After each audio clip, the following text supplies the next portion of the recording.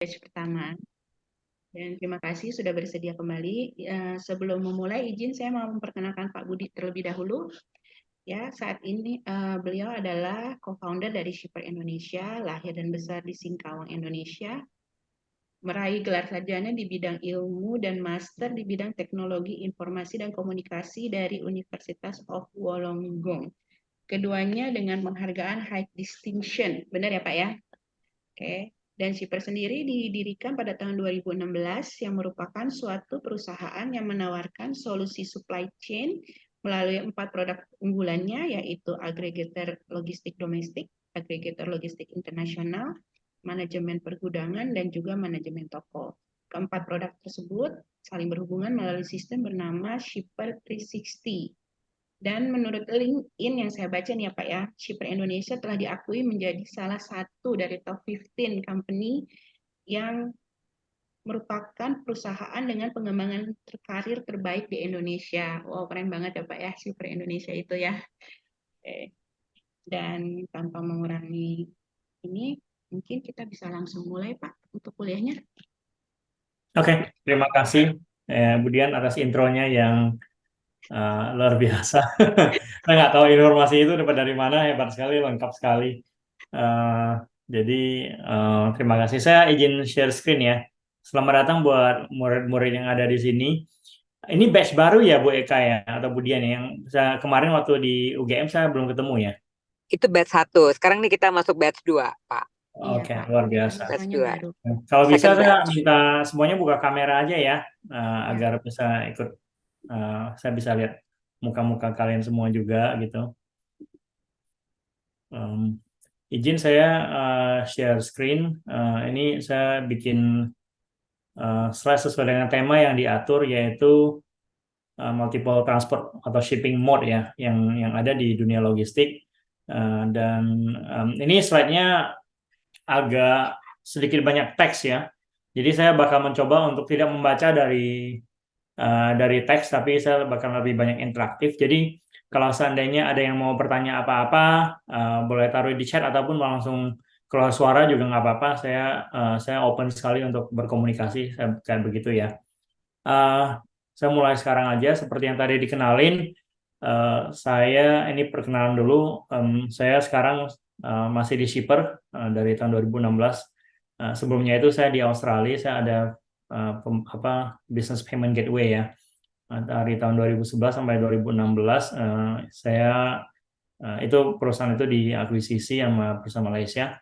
Terus habis itu sebelum itu saya juga sempat bikin distribusi untuk kartu game, online games, dan sebelum itu saya bikin online shop yang jual kartu telepon online.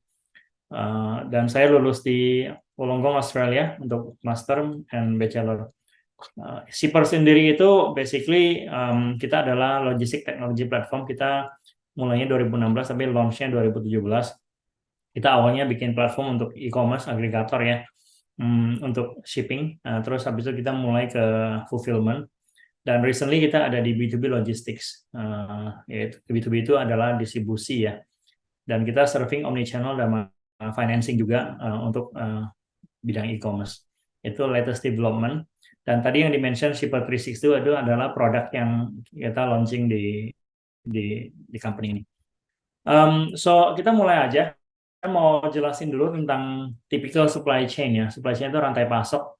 Rantai pasok itu penting sekali karena semua barang yang kita lihat di market, di pasaran kita itu adalah berasal dari rantai pasok ini. Basically rantai pasok itu adalah pergerakan suatu materi ya menjadi suatu bahan jadi sampai ke tangan kalian. Kita melihat bahwa pertama-tama itu adalah raw material. Raw material itu adanya di mana di kebun, di apa agriculture ya, di hutan ataupun di tambang-tambang. Itu adalah raw material. Dari raw material itu dia bakalan masuk ke pabrik, diolah sedemikian rupa. Begitu udah jadi, dia bakalan masuk ke gudang. Nah, dari gudang itu, ini gudang pabrik ya. Dari gudang itu nanti bakalan masuk ke distributor, dan dari distributor masuk ke retailer bakal masuk ke tangan kalian, pengguna-pengguna. Dan itu bukan merupakan proses yang panjang dan tidak mudah ya. Kenapa? Karena Kalau kita lihat dari perspektif raw material saja, itu raw material itu bisa dari mana-mana. Bisa dari luar negeri, bisa dari domestik, bisa dari desa-desa. Dan itu semuanya perlu kita kumpulkan ke suatu lokasi, ke suatu pabrik. Jadi kita untuk mengumpulkannya itu perlu transportasi, perlu pergerakan barang. Nah, terus saya mau memperkenalkan juga, nanti bakalan jelasnya satu-satu, tapi saya mau memperkenalkan juga sebenarnya ada dua jenis apa ya namanya, mungkin satu kategori untuk transportasi metodenya. Jadi yang pertama kategori shipping itu kita ada namanya first mile, middle mile, sama last mile.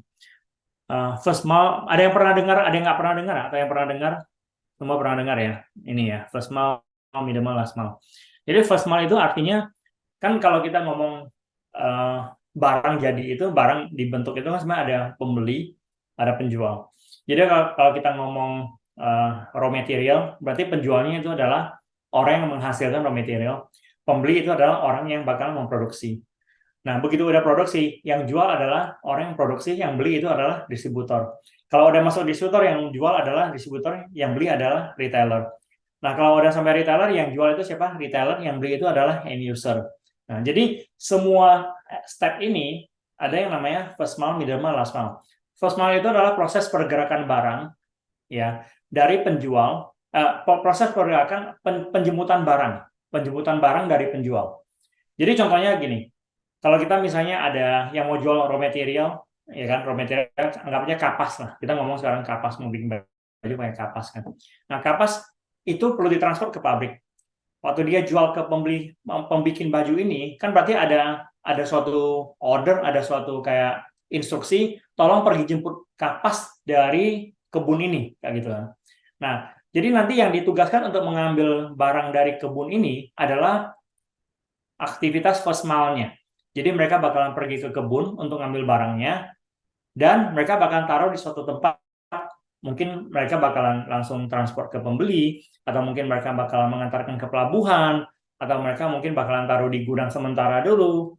Nah, proses sampai ke tadi titik kedua itu adalah proses first mile logistics. Jadi pengantaran, penjemputan barang dari tempat penjual sampai ke titik sebelum transportasi yang tahap kedua. Nah, transportasi tahap kedua ini namanya middle mile. Jadi menghubungkan antara penjual dan pembeli. Jadi tadi kalau misalnya tadi saya bilang proses bahan baku diantarkan pelabuhan.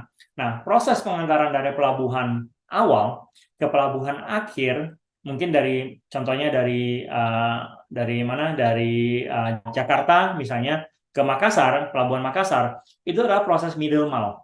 Ya, proses middle mile. Jadi pengiriman barang untuk tahap tengah. Jadi middle mile.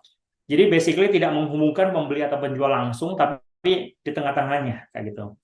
Nah, begitu udah sampai pelabuhan akhir tadi misalnya Makassar contohnya, kan ada truk yang bakalan jemput barangnya untuk kirim ke gudang pembeli. Nah, proses itu adalah namanya last mile delivery. Proses pengantaran dari pelabuhan terakhir sampai ke gudangnya pembeli. Itu adalah last mile delivery. Itu kita ngomong masalah raw material. Coba kita sekarang ngomong yang lebih dekat dengan kalian. Misalnya kalau kalian beli barang-barang di e-commerce. Siapa yang sering beli barang di e-commerce sekarang? Banyak dong ya, angkat tangannya. Banyak ya. Nah, itu ada proses first mile, middle mile, last mile juga. First mile-nya itu apa? First mile-nya itu adalah waktu barang dari penjual itu dijemput sama pihak kurir. Itu namanya first mile. Ataupun waktu barang itu ordernya masuk dan pihak gudang ini yang menyetor yang stok barang ini mempersiapkan semua proses barang-barangnya dan dikirimkan ke kurir, itu namanya first mile. Jadi misalnya tadi kita pakai contoh Jakarta ke Makassar lagi ya.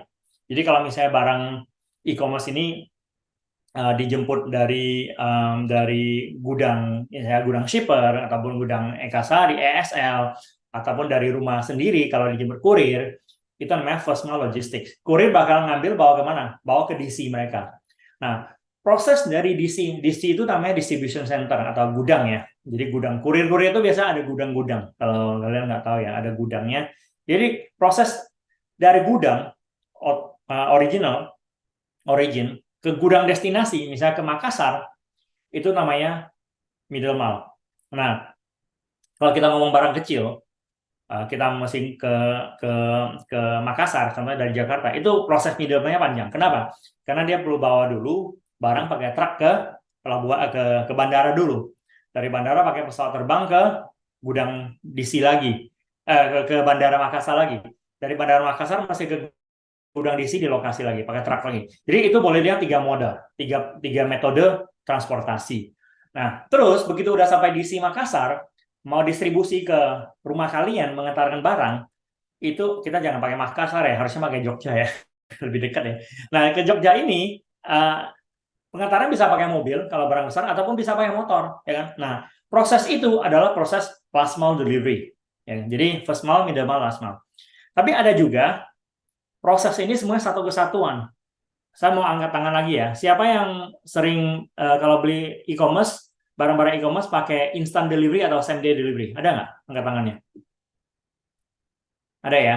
Nah, proses instant delivery itu artinya first mile, middle mile, sama last mile itu dilakukan oleh satu pihak saja. Jadi tidak dipisahkan. Kenapa? Karena kurirnya datang ke gudang untuk ngambil. Kurirnya bawa dari motor, pakai motor, dari gudang ke tempat rumah kalian, itu adalah middle mile-nya. Dari rumah kalian dengan ngantarin ke kamu, itu adalah last mile delivery-nya. Jadi basically itu satu kesatuan. Jadi begitu ada instant delivery sama same day delivery, itu sebenarnya prosesnya mengacaukan sistem logistik yang sudah tertata di Indonesia sedemikian rupanya sebelumnya. Jadi itu merupakan suatu disruption yang terjadi dengan adanya teknologi. Dan itu yang menurut saya adalah suatu hal-hal yang sebenarnya mungkin kelihatannya simple, tapi sebenarnya itu suatu hal yang merombak suatu tatanan logistik di Indonesia, dan itu merupakan suatu disruption. So anyway, itu topik yang lain lagi. Cuma saya mau kategori bahwa ada 3 first mile, middle mile, last mile ini. Nah, tadi kita ngomong yang sebelah kanan sekarang movement of goods, pergerakan barang, ya kan? Nah, pakai apa metodenya, ya kan? Tadi saya ada sempat ngomong kita bisa pakai truk, bisa juga sebenarnya pakai kapal, ya kan? Kapal sebenarnya Indonesia itu, apalagi Indonesia ya kan negara kepulauan ya, negara kepulauan di mana tidak ada jembatan kecuali jembatan Sumatera Jawa saja saat ini, yang lainnya masih belum. Nah, itu di mana sebenarnya transportasi pakai laut ini penting sekali,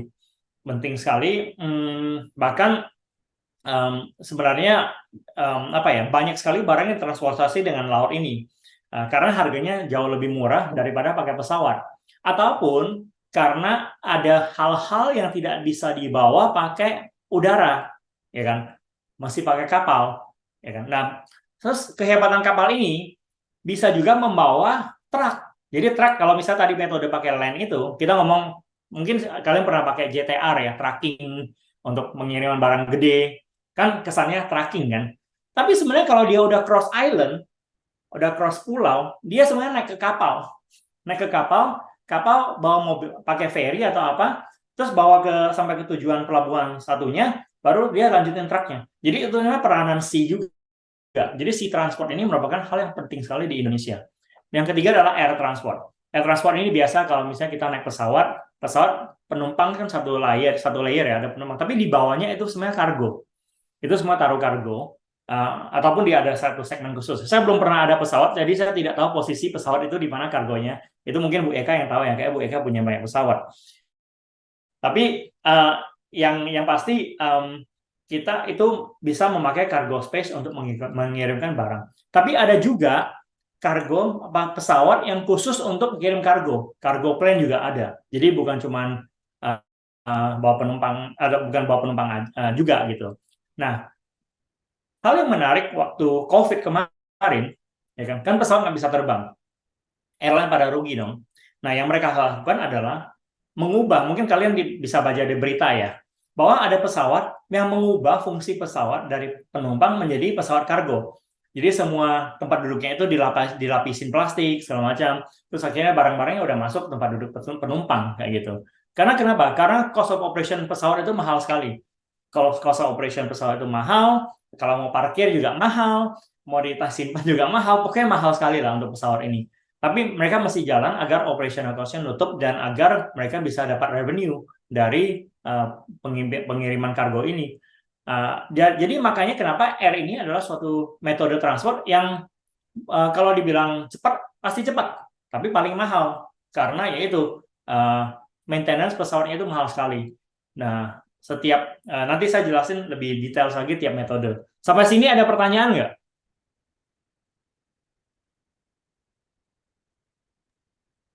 Ada yang ingin bertanya, rekan-rekan?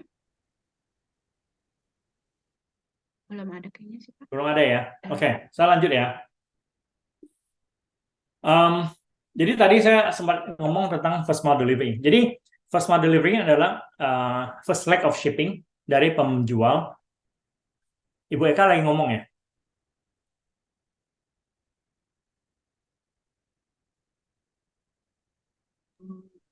Enggak sih, Pak. Kayaknya Enggak ya? memang mute ya. Iya. First mile delivery adalah tadi pengiriman pertama dari shipping dari penjual ke pembeli. Jadi barang ini waktu kita melakukan pengiriman shipping proses, barang perlu dijemput dari lokasi penjual. Nah, itu adalah namanya first mile delivery process seperti yang tadi saya jelaskan. Terus yang kedua ada middle mile ya.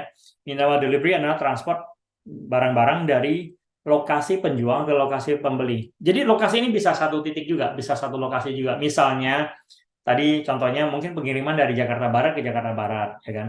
Jadi barang dijemput sama kurir, masuk ke DC, tapi dari DC udah langsung ke tempat penerima. Nah, kalau di situ proses middleman-nya itu dieliminasi karena tidak dibutuhkan lagi, ya kan? Karena adanya udah di DC yang sama kayak gitu. Tapi ada sering terjadi bahwa first mile sama middle mile itu tidak selalu proses yang sama, ya kan? Tadi saya sempat describe bahwa pengiriman barang kalian, barang-barang e-commerce bisa datangnya awalnya mainan dijemput pakai motor atau mobil, tapi begitu mereka untuk ke destinasi akhir, mungkin dia bisa pakai truk, mungkin dia bisa pakai kapal, mungkin dia bisa pakai udara, tergantung adalah jenis service yang kalian pilih waktu pengiriman. Makanya kenapa kalau kalian familiar sama kita ngomong JNE aja ya, ada yang yes, yakin esok sampai. Nah, itu adalah karena mereka memakai jasa pesawat terbang air. Tapi kalau ada yang JTR, yang tracking itu yang lama, nah itu berarti pakai land sama sea, gabungan, kombinasi gitu kan. Tapi ada yang regular, nah itu berarti mereka pakai tracking biasa. Nah, satu hal yang mungkin perlu dipikirkan untuk middle mile ini adalah, tahu nggak kenapa pemerintah benar-benar menggalakkan pembangunan jalan tol, bahkan di Pulau Jawa sendiri, ya kan? Dengan adanya jalan tol ini, proses middle mile ini sudah tidak harus ketergantungan kepada pesawat terbang lagi, apalagi kalau di satu pulau yang sama. Jadi barang, contohnya sekarang ya, Jakarta Surabaya itu 9 jam bisa sampai, kalau begitu mulai. Kalau pakai pesawat, belum tentu lebih cepat dari Jakarta Surabaya pakai pesawat loh.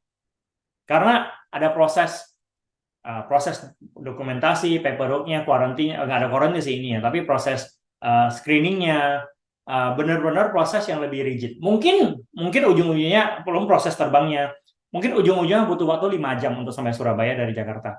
Nah, kalau kita melihat itu, berarti sebenarnya gap-nya cuma 4 jam. Nah, kalau itu dilakukan misalnya dari tengah malam, kita mulai 4 jam lebih awal daripada pesawat, itu prosesnya udah sama seperti pesawat gitu kan. Jadi makanya kenapa sebenarnya dengan adanya jalan tol yang cepat ini membuat proses logistik Indonesia jadi lebih murah karena tidak usah pakai pesawat lagi, ya kan? Tapi itu juga imbasnya apa? Imbasnya pesawat-pesawat itu banyak yang bisa pesawatnya kosong, apalagi kalau misalnya tujuan Jawa kayak gitu kan, karena udah nggak bisa muat kargo lagi, orang-orang nggak mau pakai kargo lagi. Kalau orang-orang nggak mau pakai kargo, dampaknya apa? Revenue per pesawat itu menurun. Revenue per pesawat menurun itu artinya apa? Artinya tiket untuk penumpang itu bakal lebih mahal kayak gitu kan. Jadi hal-hal kayak gitu sebenarnya saling ketergantungannya tinggi. Cuman my point here di sini adalah middle mile itu sebenarnya penting sekali karena itu yang menentukan cost dari suatu jasa logistik, ya kan? Jadi kalau kita bisa ada proses middle mile delivery yang efisien dan efektif, akan membuat cost jadi lebih murah.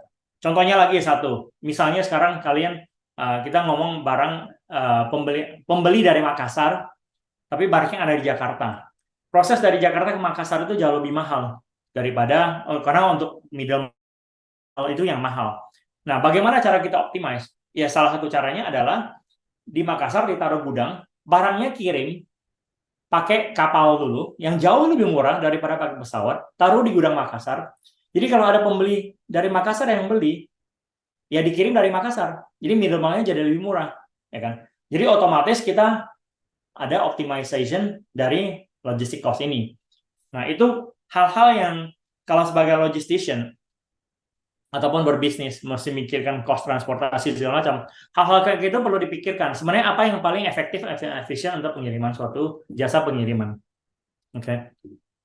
Yang terakhir last mile delivery. Jadi ini last stop delivery untuk penerima barang. Jadi bisa distributor, bisa pengguna akhir.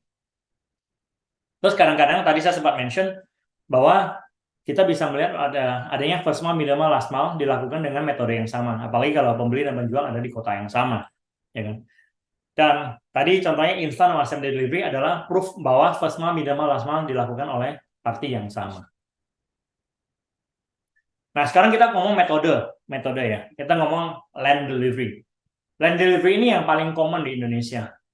Kalau di kota Jogja, mungkin kita bisa melihat ada truk, ada van, ada mobil-mobil, ada motor, ada becak, ada bajai.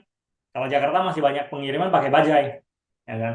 Kalau bagian Jawa mungkin ada becak-becak, pengiriman pakai becak. Nah, itu adalah semuanya namanya land delivery, ya kan? Dan land delivery ini sebenarnya setiap jenis land delivery itu perlu dokumentasi yang berbeda-beda, tergantung jenis barangnya, tergantung jenis customernya, tergantung kepada fleksibilitasnya. Tapi secara resmi, setiap pengiriman paket truk ini perlu ada beberapa surat. Yang pertama adalah surat jalan.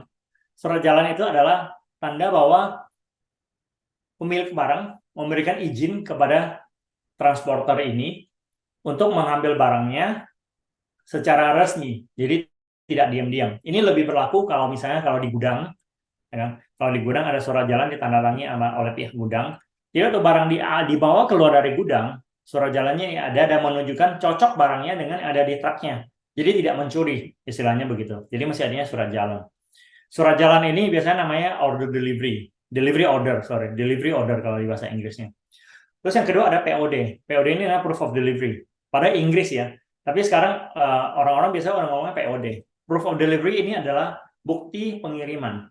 Kalau misalnya kita ke tracking untuk yang e-commerce, JNE, JNT itu biasanya kalau tracking ujung-ujungnya itu adalah bukti pengiriman diambil oleh siapa. Kalau kita minta kadang-kadang mereka bisa kasih fotonya juga, ya kan. Tapi kalau di sisi ini yang tracking biasa, dia bakalan bentuknya adalah suatu surat dan ada tanda tangan penerima barang. Dan kadang-kadang mereka minta foto juga agar kelihatan bahwa memang yang penerima itu kita jelas siapa, ya. Terus ada juga yang membutuhkan berita acara serah terima. Jadi BAST ini artinya bahwa dari kurir, dari driver menyerahkan barang kepada penerima barang dan adanya berita acara serah terima dan ditandatangani oleh sopir sama penerima barang dan juga sebenarnya dari pengirim barang juga. Ya. Nah, kebanyakan land delivery ini adalah pengiriman domestik, jadi artinya dalam negeri. Kecuali beberapa daerah di mana sebenarnya ada perbatasan di daerah di pulau. Contohnya misalnya mana? Kalimantan. Kalimantan itu ada perbatasan Malaysia di atas. Ada yang perbatasan Sarawak, nama Sabah, ya kan di Kalimantan Timur. Nah, Kalimantan Utara, Kaltara. Nah, itu adalah suatu opportunity untuk pengiriman pakai land, artinya murah, dan lewat cross border. Jadi bisa import, bisa ekspor, istilahnya begitu. Nah, itu harusnya jauh lebih simple daripada pengiriman ekspor pakai pesawat ataupun pakai kapal. Cuman ini karena keterbatasan oleh hasil produksi di Kalimantan itu, jadi membuat pengiriman ekspor keluar tidak lebih banyak daripada import. Jadi orang-orang itu banyak sekali yang sebenarnya beli barang dari Malaysia untuk jual di Kalimantan, dan itu mereka bisa affordable sekali karena emang harga logistiknya itu murah, kayak gitu. Dan itu mungkin kalian nggak tahu karena kalian di Pulau Jawa. Kalau saya dari Kalimantan, jadi saya tahu tentang natura itu, kayak gitu. Ini contohnya, ini POD, jadi ada tanda tangan, ya kan. Terus habis itu ini dari luar negeri ya. Terus ini ada berita acara serah terima. Terus ini ada surat jalan ya contohnya. Ini pengiriman pakai laut. Pengiriman pakai laut ini ada juga paperwork-nya sendiri ya. Tapi yang paling common, biasanya paperwork itu kalau misalnya kita pengiriman pakai kontainer, ada paperwork masih kayak surat rilis dari kontainernya, ataupun ada surat mungkin udah clearance kontainernya kayak gitu. Tapi dokumen yang paling penting di sini adalah Bill of Lading, BL namanya. Jadi Bill of Lading ini basically adalah agreement antara pengirim barang, penerima barang, dan pihak yang transporternya, yaitu shipping line-nya, ya kan? Shipping line-nya mereka ada agreement dulu kayak gini. Si delivery ini biasanya cover domestik sama internasional karena laut, jadi bisa ekspor. Dan masalahnya di sini adalah biasanya itu delivery waktunya lama karena pakai kapal ya. Jadi kapal itu lama sekali, kadang-kadang misalnya dari China itu pengiriman bisa sampai 1 bulan, 2 bulan. Ya antara pertama karena mereka mesti nunggu kapalnya penuh dulu, ataupun memang waktu transportasinya itu lumayan jauh ya, mahal ya, jauh bukan lama, lumayan lama gitu. Terus kalau tadi saya sempat ngomong juga kalau misalnya mesti lewat, dia pakai land delivery tapi mesti lewat laut, kapal itu bakalan dipakai untuk bawa truknya juga gitu. Tapi ini kapalnya beda ya. Yang satu mungkin shipping container, yang ini mungkin ferry aja, tapi kapal juga kayak gitu. Nah, yang terakhir ini contohnya bill of lading. Jadi ada pengirim, penerima, terus habis itu ada kirim barang apa. Ini boleh dibilang kayak apa ya? Ya kayak surat jalan juga ya, tapi ini lebih lengkap kayak gitu. Karena kebanyakan ini yang ekspor. Terus air delivery juga butuh banyak dokumen, tapi dokumen yang paling penting adalah SMU, surat muatan udara. Ya kan? Jadi SMU ini yang biasa kalau kita ngomong kargo udara, pihak airline pasti sering ngomongin masalah SMU ini. Jadi kan ada suatu saat waktu tahun berapa ya, SMU itu harganya naik, jadi membuat kargo jadi mahal.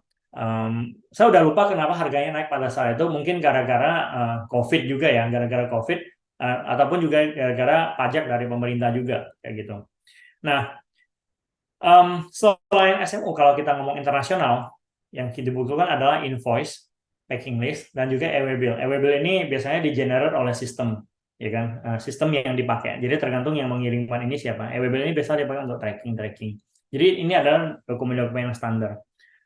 Ini contoh SMU-nya ya. Ini pakai Citylink. Jadi kalau kita mau conclude ya, shipping matrix-nya, sebenarnya fungsinya bisa first mile, middle mile, last mile. Metodenya bisa land, sea, and air. Tapi kalau kita melihat bahwa sebenarnya yang first mile itu biasanya dilakukan oleh land aja. Middle mile biasanya bisa lewat land, sea, atau udara. Last mile selalu biasanya pakai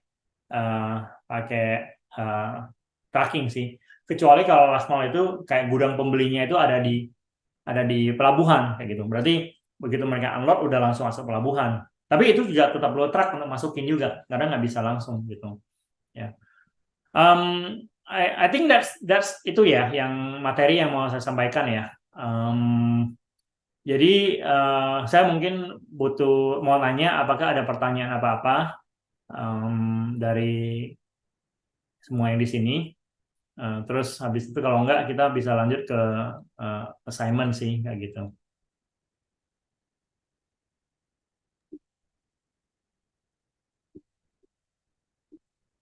Ada yang mau bertanya, rekan-rekan William Planners?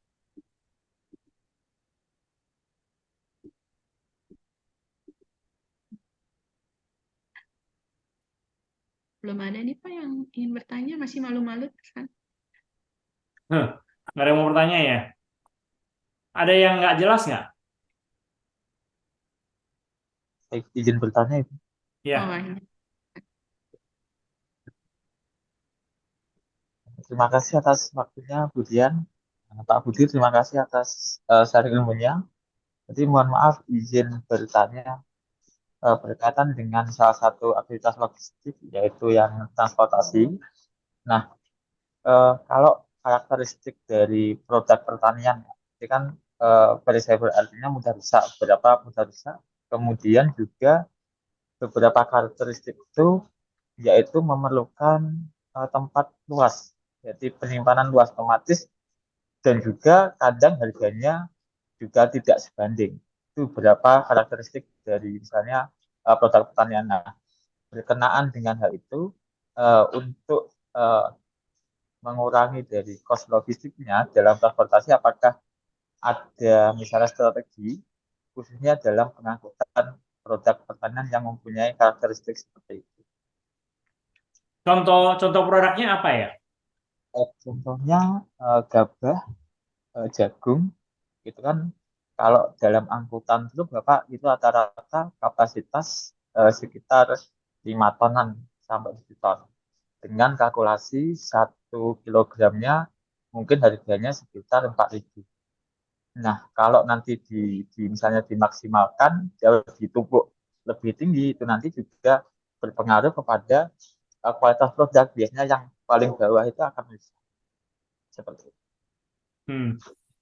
Oke. Biasanya kalau kita ngeliat cost suatu transportasi kan ada beberapa elemen ya. Elemennya itu ada misalnya harga mobilnya sendiri, misalnya juga bisa harga drivernya, dan juga bahan bakarnya ya.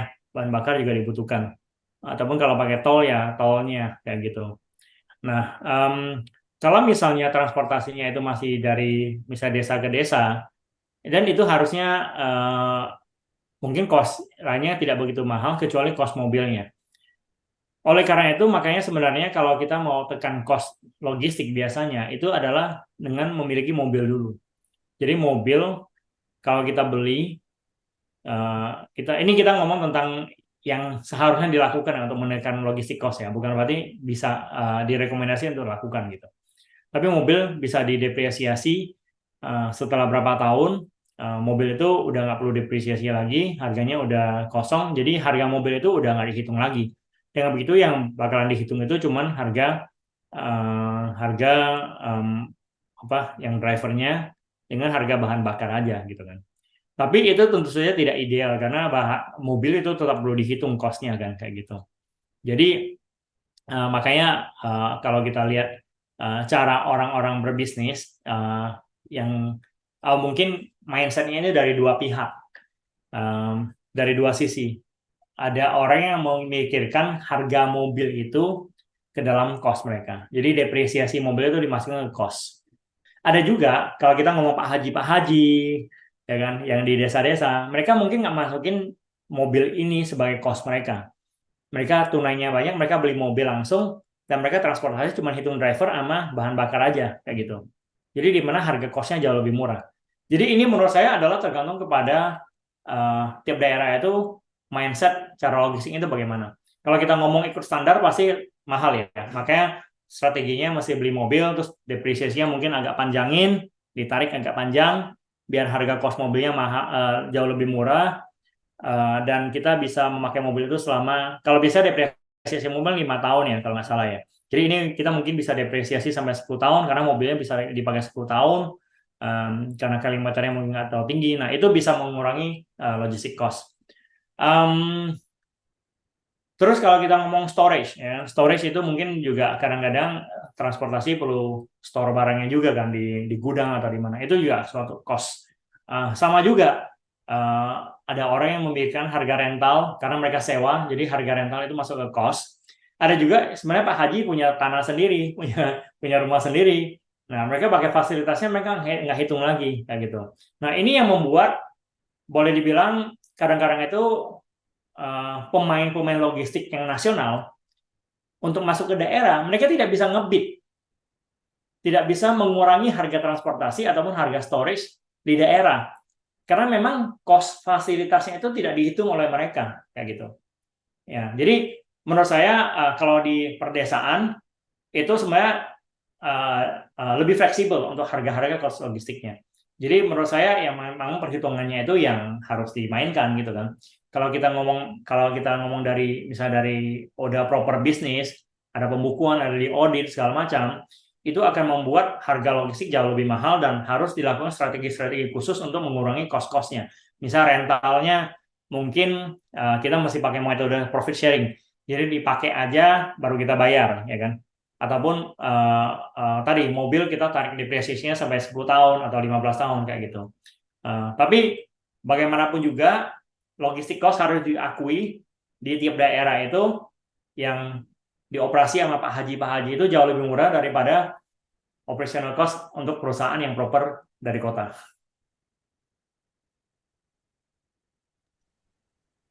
Baik, terima kasih jawabannya Pak Budi. Ya.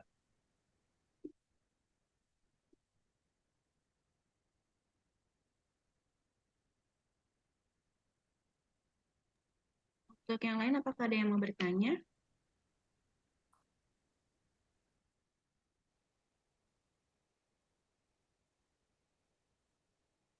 Belum ada. Ada yang mau bertanya lagi?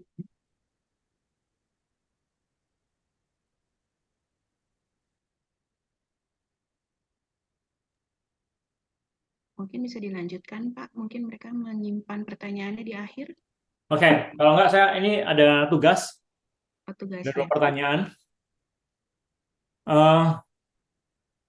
Yang pertama adalah tadi kan kita ada ngomong metode, ada matriksnya ya. Ada first mile, middle mile, sama last mile, terus ada land, sea, dan air ya.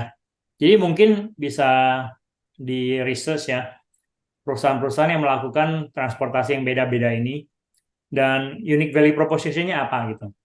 Misalnya kita ngomong ESL. ESL kan punya Ibu Eka ya, ESL Logistik. Nah itu kan sebenarnya mereka ESL itu kuatnya di bus ya.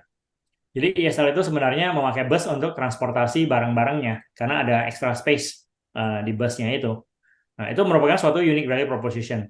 Dan itu membuat cost jadi lebih murah. Kenapa? Karena tidak begitu cost untuk perusahaannya ya, gitu kan. Karena tidak peduli apapun, mobil tetap jalan dan orang-orang tetap naik bisnya, tapi ya space-nya ada ekstra. Jadi apapun yang masuk di sana itu adalah boleh dibilang free delivery untuk perusahaan, gitu kan. Nah, jadi itu membuat cost jadi lebih murah.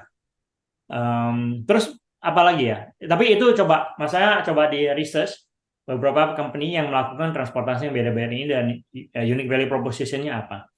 Terus yang kedua, coba analisa perusahaan besar. Kita pakai contoh MAP aja ya, Mitra Adi Perkasa. Mitra Adi Perkasa ini dia memiliki toko-toko retail yang banyak ya, dan ada di kota-kota besar, di kota-kota kecil juga ada beberapa brand. Coba analisa berdasarkan bisnis lainnya aja. Jadi jangan berdasarkan nama toko, misalnya toko baju Zara ataupun toko baju apa, tapi lebih kepada baby product ataupun fashion ataupun makanan kayak gitu kan. Bisnis yang beda-beda dan mereka menggunakan metode delivery apa aja, mungkin dari awal sampai ujungnya sampai akhirnya kayak gitu. Jadi dari perspektif rantai pasok ya. Jadi ada dua pertanyaan, dua tugas. Apakah ini cukup jelas atau ada yang bingung?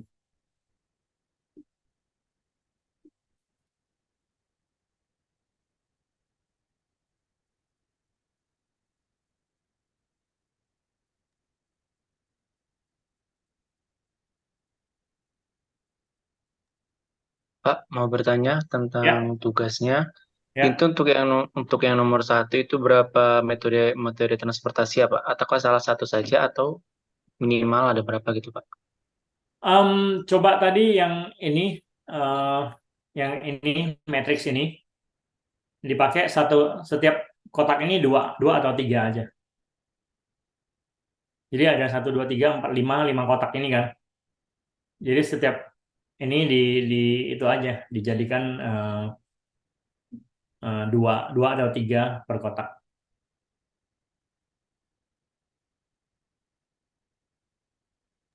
Ya, baik, Pak. Terima kasih. Hmm.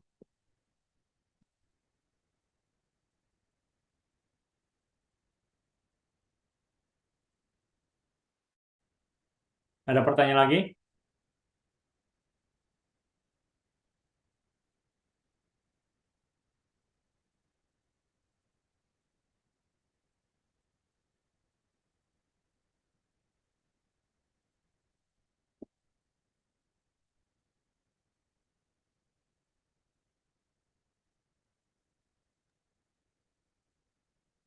Udah nggak ada?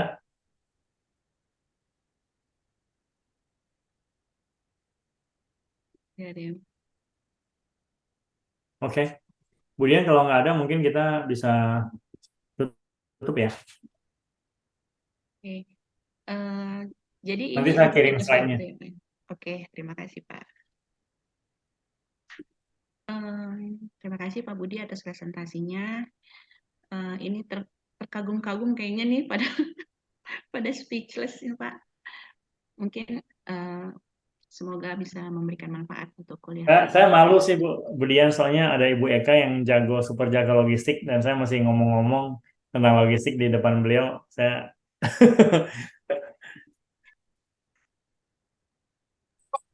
Enggak lah, enggak. Pak Budi jago dia. He is very good, very good. Ada lagi yang mau ditanyakan, mumpung ada Pak Budinya, cari Pak Budi ini susah loh.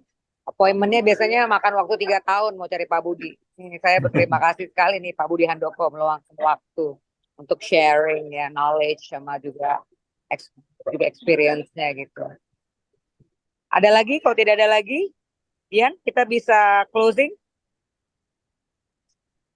Oh bisa. Nggak ada Pak Budi lagi? izin sebelum kita boleh foto bersama dulu ya Pak ya. boleh. Ini banyak yang nggak buka kamera ya. Iya nih, coba rekan-rekan bisa di on cam semua dulu. Oke, Mbak Dewi Sekar, Mbak Nisrina, Mbak Gisela, Mbak Devi. Ya, sebentar aja. Slide-nya udah saya kirimkan ya Mbak Dian ya. Oh ya, nanti saya itu. Terima kasih ya Pak. Hmm. Oke. Mbak Nisrina, Mbak Devi.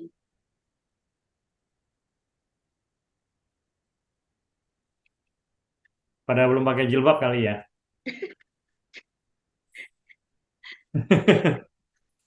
Ya, di kantor shipper juga gitu, begitu suruh on cam, tunggu Pak, belum pakai jilbab. Oke, kita mulai untuk foto dulu ya. Semuanya smile. 1, 2, 3.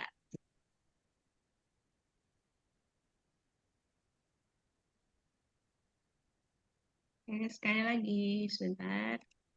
1, 2, 3.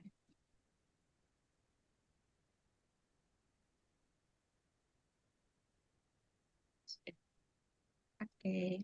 Terima kasih Pak Budi. Terima kasih. Pak Budi, Ya. terima kasih banyak. Sampai ketemu lagi Pak Budi. Terima kasih Terima kasih, Dian, Mbak. terima kasih semuanya. Sampai jumpa, selamat sore semuanya.